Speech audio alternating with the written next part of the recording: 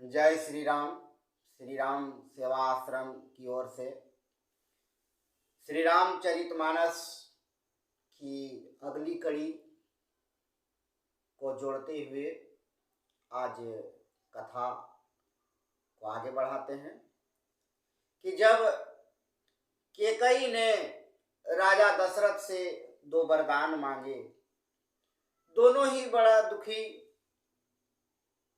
देने वाला यह वरदान पूरे अयोध्या नगरी को एकदम सुनसान शांत माहौल और निराश करने वाले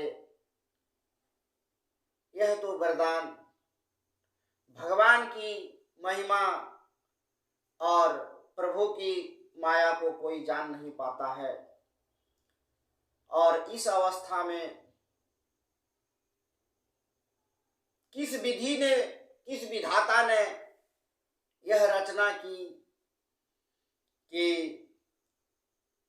राम जी को 14 वर्ष का वनवास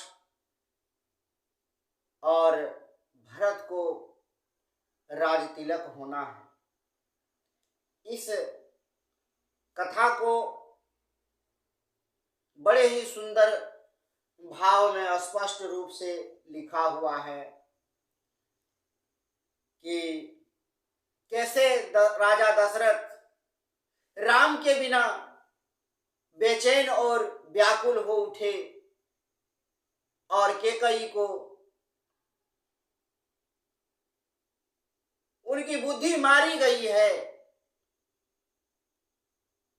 कि वो क्या मांग रही है, उन्हें भी कुछ पता नहीं।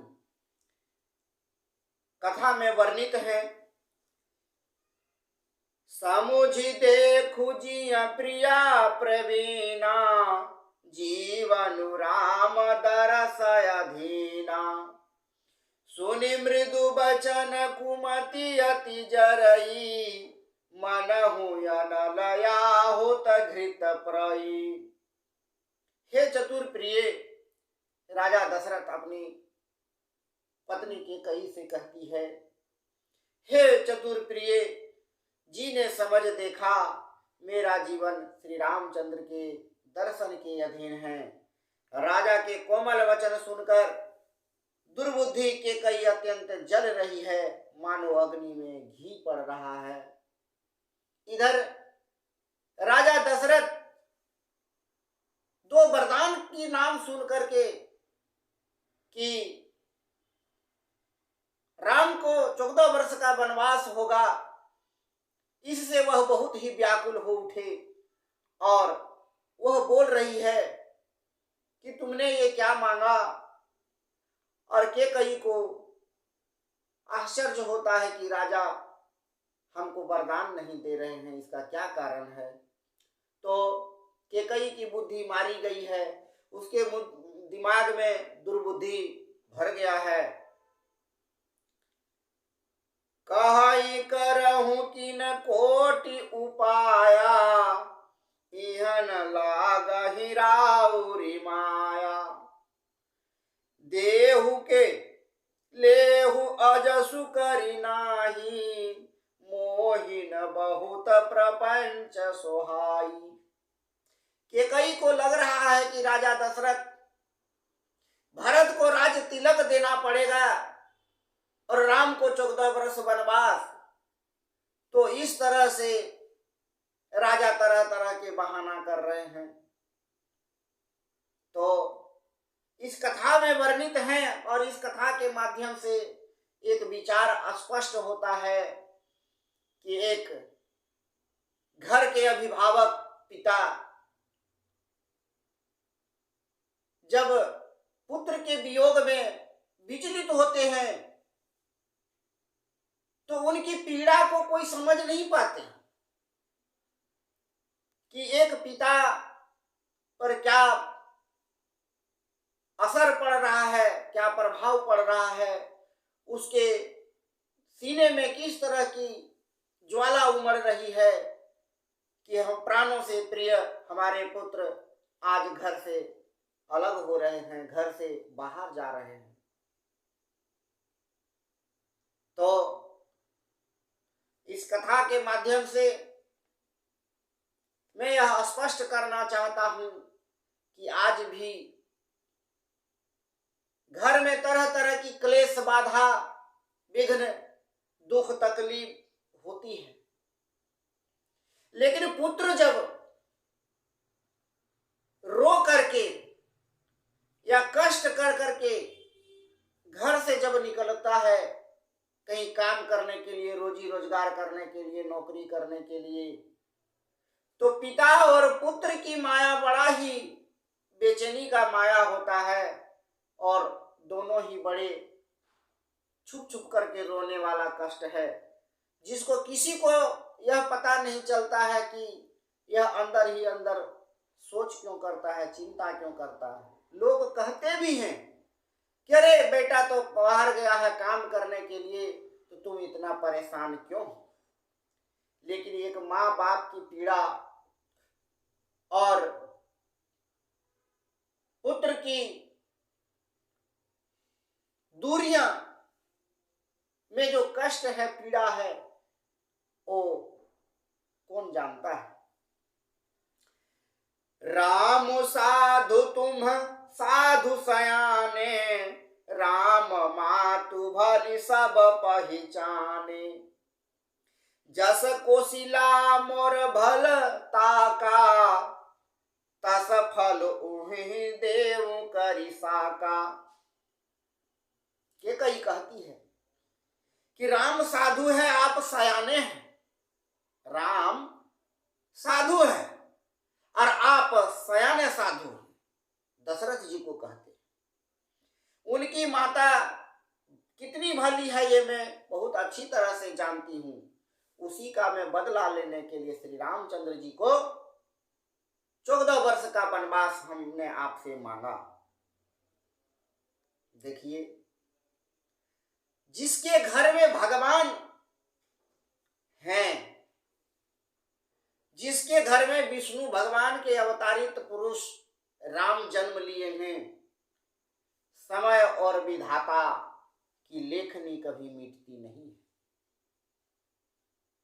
जिस घर में स्वयं भगवान ने पैदा लिए हैं और पालन हो रहा है, उस घर में भी कौन कठिन परिश्रम और कठिन विपत्ति का समय आया। और जिस पिता ने भगवान को पालन किया,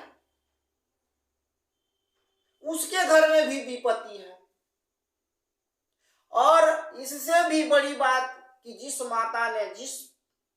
माता ने भगवान को जन्म दिया, उस घर में भी समय के चक्र को कोई समझता नहीं है।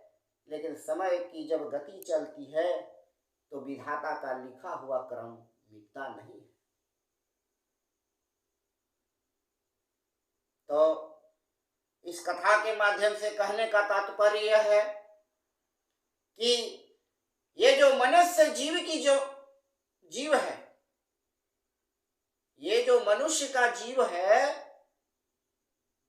इसमें समय के अनुसार दुख, तकलीफ, अच्छा बुरा सब कुछ होगा। हम और आप इसको टाल नहीं सकते। मनुष्य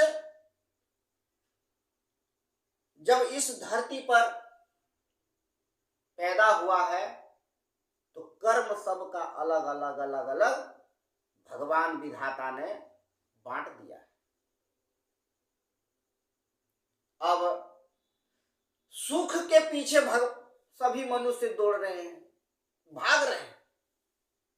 अच्छा बुरा, लूटना, चोरी करना, घूस लेना, तरह तरह की ना जाने कितने फ्रेब और जाल फांसी काम करते हैं, परंतु कभी भगवान को ये समर्पित नहीं करते हैं कि हे प्रभु,